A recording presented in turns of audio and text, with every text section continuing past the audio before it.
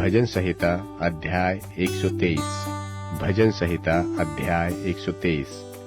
हे स्वर्ग में विराजमान, मैं अपनी आंखें तेरी ओर लगाता हूँ। देख, जैसे दासों की आंखें अपने स्वामियों के हाथ की ओर और जैसे दासियों की आंखें अपनी स्वामिनी के हाथ की ओर लगी रहती है, वैसे ही हमारी आंखें हमारे परमेश्वर यहोवा की ओर उस समय तक लगी रहेगी जब तक वह हम पर अनुग्रह न करे।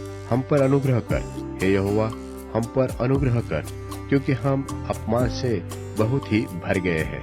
हमारा जीव सुखी लोगों के ठट्टों से और अहंकारियों के अपमान से बहुत ही भर गया है।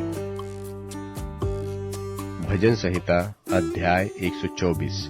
भजन संहिता अध्याय 124। इस्राएल यह कहे कि यदि हमारी चारों ओर यहोवा न होता, यदि यहोवा उस समय हमारी ओर न होता जब मनुष्यों ने हम पर चढ़ाई की, तो वे हमको उसी समय जीवित निगल जाते।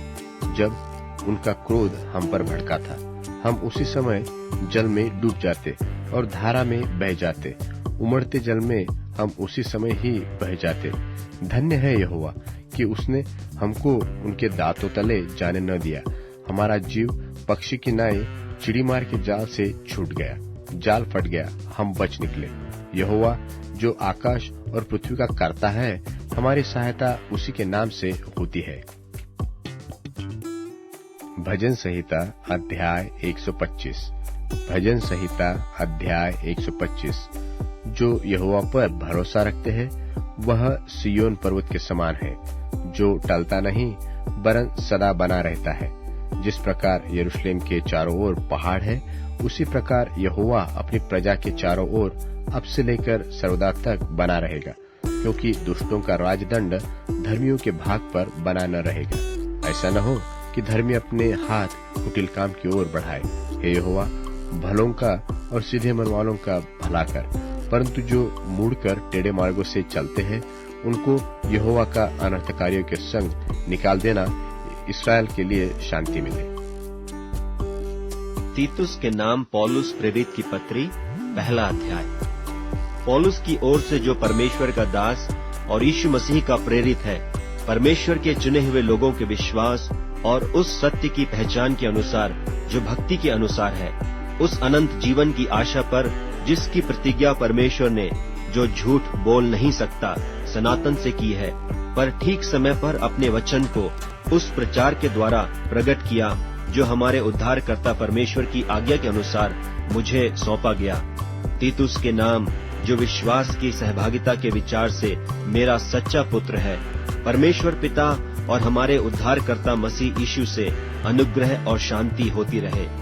मैं इसलिए तुझे क्रेते में छोड़ आया था कि तू शेष रही हुई बातों को सुधारे और मेरी आज्ञा के अनुसार नगर नगर प्राचीनों को नियुक्त करे, जो निर्दोष और एक ही पत्नी के पति हों, जिनके लड़के बाले विश्वासी हों और जिन्हें लुचपन और निरंकुशता का दोष नहीं।